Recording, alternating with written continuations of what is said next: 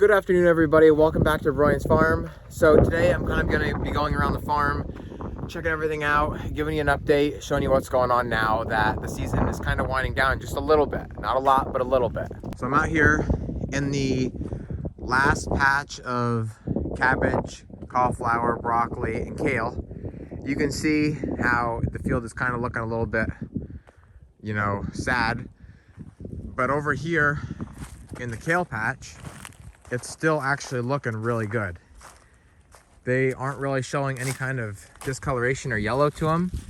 They're not really growing now, but we could easily sell or eat this if we want to. And we still are at our market and at our house.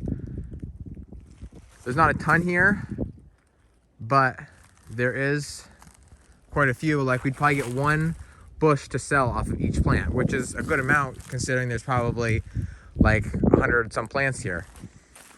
You can see, if you don't know about kale, that obviously it starts and comes out of the soil here, and we pick it as it grows. So every little shoot you see here was a kale leaf that we cut off, and it just keeps getting taller and taller and growing out more leaves. So we don't really have to plant a ton of it, because if we just let it grow a little longer, it grows more and more. But now, once it gets to be this cold out, it's done, and it's not going to produce no more. Now the same goes for broccoli. You can see all these here were cut. It almost looks like it was mowed. That right there was one big, huge broccoli head, just like all those. But after you pick that big broccoli head, you have what is a good example, like right here. So there was your big broccoli head that grew. Now after we cut that, now is what comes along is these nice shoots. And so you'll get one, right here is another little one, two, right here's another one, three. Now, because it's so cold, again, just like the kale, it's not going to produce no more. But we've probably already cut 10 or 15 shoots off of just this one plant, and now it's producing another 5 more. Now, we went through the field here a lot and got most of it, and you can see how this one here is getting some discoloration, and that's because of the cold weather, the frost, that really hurts it. But still, I mean, if we wanted just a little bit for ourselves, there is quite a bit out here. I mean, that is about as perfect of a broccoli shoot as you could get right there. So now we'll move on to cauliflower. Cauliflower did crazy good this year. The only problem we had was that it actually wasn't growing fast enough, so we couldn't sell as much as we wanted to earlier on in the season. But still, again, just like the broccoli, underneath these self-wrapping heads is a beautiful, or almost beautiful, head of cauliflower. You can see a little bit right there, which is almost nothing. And you have this whole big beautiful head. And that's not the only one. There's like a couple hundred out here yet. We cut as much as we possibly could, and we're actually still cutting for the market as long as the head is good, which we have to kind of go through here and check and make sure we won't ever sell anything that wasn't good. But you can just see underneath all those heads, underneath all those leaves, sorry, is a beautiful head of cauliflower. Now the purple didn't take the cold weather quite as good. You can see how that cold and the frost freezes it, makes it turn brown. But if we wanted to use this for like ourselves at home, we could just boom, take that little bit of brown off, and we still have a nice, perfect head of purple cauliflower. So, and don't forget, it's December 12th, and I'm out here showing you all this good produce. Now, we can't really sell this to other wholesalers or other farmers because the leaves aren't as nice. It's not real desirable for other farmers to want to buy it and then resell it because the shelf life isn't so long. But it's still good for either ourselves at home or to take to our market and try and sell it, because there's nothing wrong with it. It just might not quite last as long as it would during prime season. Man, that looks like a nice one right there. Beautiful. Just because the leaves are brown, that don't mean anything. And look at all these heads. Now, some of them, don't get me wrong, did not take the cold nice.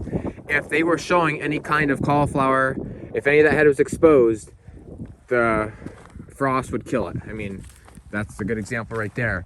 But the heads that were covered more or wrapped a little more, they lasted a lot longer.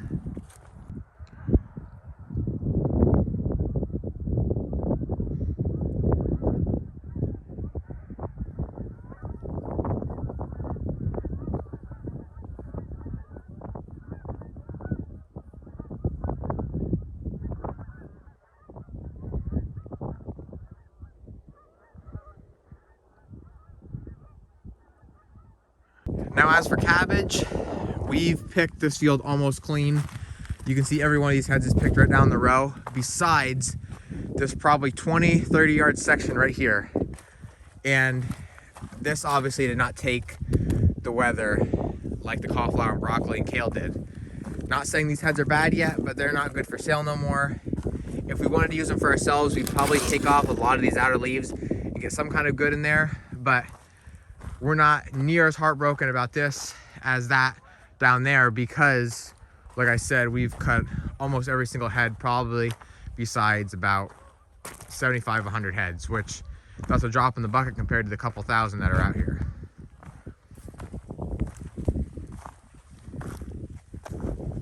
So now I'm here in the bin. One thing about these bins is that, especially once they're full, it's extremely dangerous. You should almost never come inside of a bin once it is full like this, especially if you're gonna leave this ladder. Now my hand is never gonna leave this ladder because not only does my family not know I'm in here, but because it's dangerous either way. Because what happens is, most of the time, it's when the corn has high moisture like it did, but if you don't run these stirways, which is those two augers right there, what can happen is, well, okay, let's start over here. We filled this whole bin, and then once the bin was full, and actually as we were filling it, we turned these stirways on, and that's those two augers right there is what's called the stirway. They spin around in circles and they rotate around this whole bin, not only to even out the bin, but to keep moisture moving through it. That way it can dry it out, and we have the fan running, and that blows the moisture out and dries it inside of here. So not only do those augers help by leveling out the bin, but they also help get rid of any holes or bridges that are underneath the corn that you cannot see. Because I have seen on the news, and you maybe you've even heard about it yourself, guys go in these bins and they want to go walk around, I don't know whether to check out something on the side of the bin or check out the corn out in the middle. And what happens is that corn that was bridged up, now your weight on top of it collapses and you suck down in the bin. And then if you're not harnessed or, you can't get out, you can potentially sink down and suffocate. So it's extremely dangerous. That's why you should almost never go out in the center of the bin unless it's an extreme situation or, you're harnessed very well. So obviously I know our stirways are doing the job, but like I said, I'm not going to leave this step just to be safe.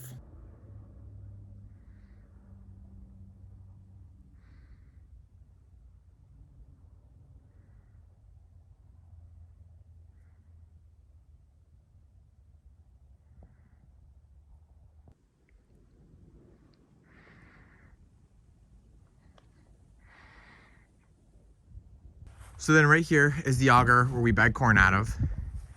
And then back here is where the blower is, that's when we'll turn this on.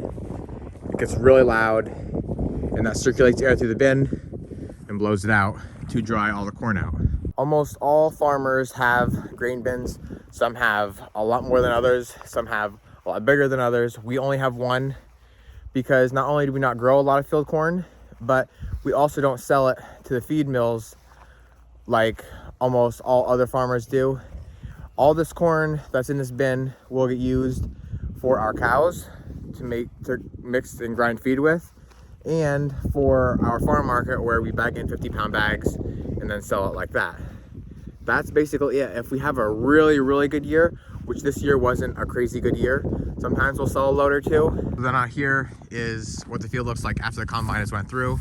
If the corn wasn't picked quite right by the combine, you'll see a lot of corn left over.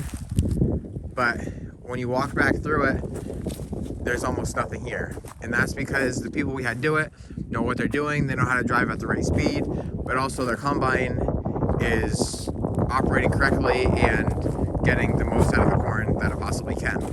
I almost see nothing at all, which is what you want to see. So then down here is the garlic field. Now, like I said, the field is pretty wet. Let me see here quick. Oh yeah, it's very wet. So I don't want to walk around in it more than I have to. But I just wanted to show you, you can see half of this field is still underneath snow. And then I don't know if it has sprouted a little bit yet or not. I'm trying to see here. So right here is a row. Now, this is actually not what we want to see. So you can see how these actually are coming out of the ground a little bit, but there's actually some good news here. Look at this. I almost can't pull it out. It's so fastened in there. Now, if you remember my previous video, you'll remember that when we planted this, none of those roots were there whatsoever. That is all that was planted right there. Right there. Now, after a couple months, or I don't even remember, maybe it was a month exactly, look at that. It has grown probably a 3-inch root system, which is beautiful.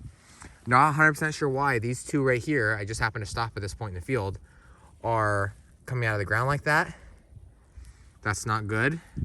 I don't see many like that at all. I only see these two. But what is good is that we know they're growing. Now, I did want to kind of just take my finger back here and peel it away till I found one, just to see if it's getting any kind of green. Oh, there's one. So that's exactly what we want. Growing. I mean, I can't even pull that out. It's so in there solid. I'm just gonna cover it back up. No point in wasting any more bulbs of garlic than we have to. So that's good. I just kind of wanted to come out, check and see, make sure this was doing what we wanted it to. And Daisy must have found a mouse because she's going to town over here. What is it? What is it? And so now we're back here at the high tunnel.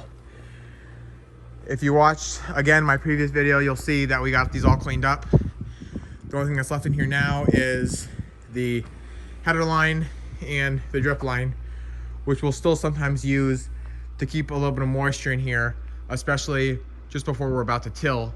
That way it's not bone dry.